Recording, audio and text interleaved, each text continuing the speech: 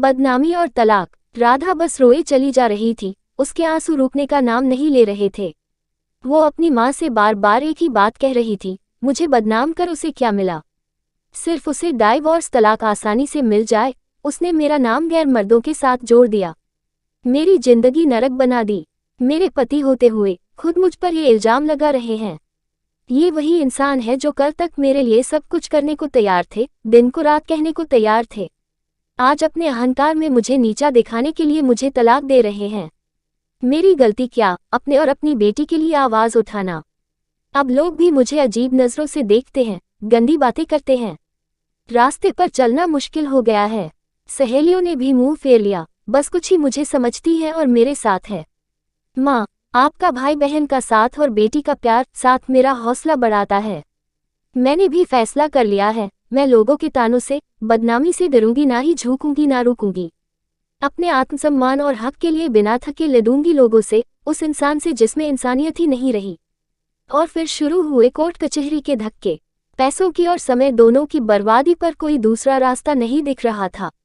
सबसे बड़ा दुख झटका उस वक्त लगता था राधा को जब उसका पति कोर्ट में सामने खड़े होकर गलत गंदी बात बोलता था।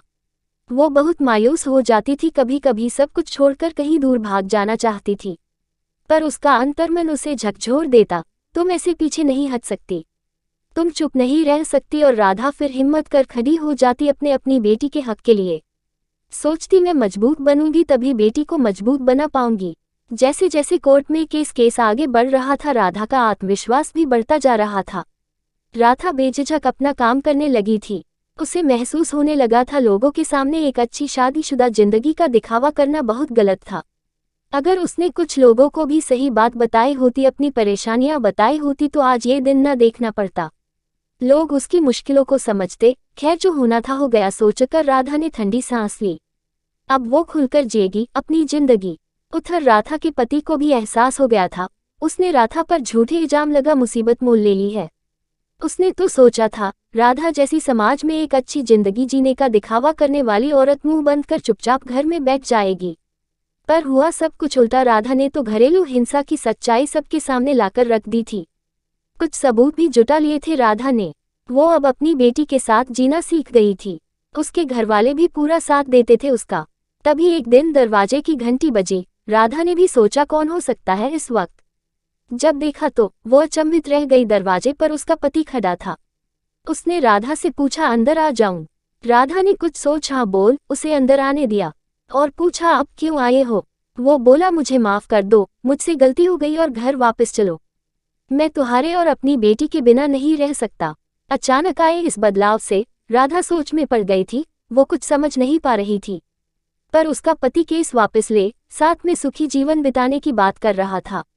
उसने राधा से कहा, चाहो तो थोड़ा सोचकर जवाब देना, पर राधा का जवाब तो तैयार था। उसने साथ जाने से मना कर दिया और बेटी ने भी बोल दिया, मैं मम्मी के साथ ही रहूंगी। राधा का पति ये बोलकर तुम ठीक नहीं कर रही वहां से चला गया।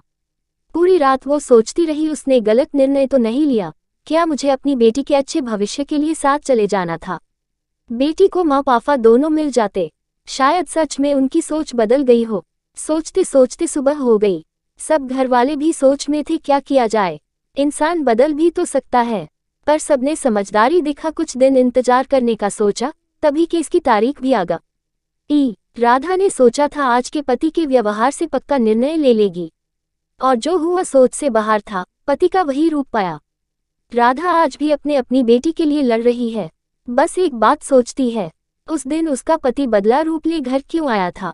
क्या साथ जाना सही था या अपने हक अपने आत्मसम्मान के लिए लड़ना?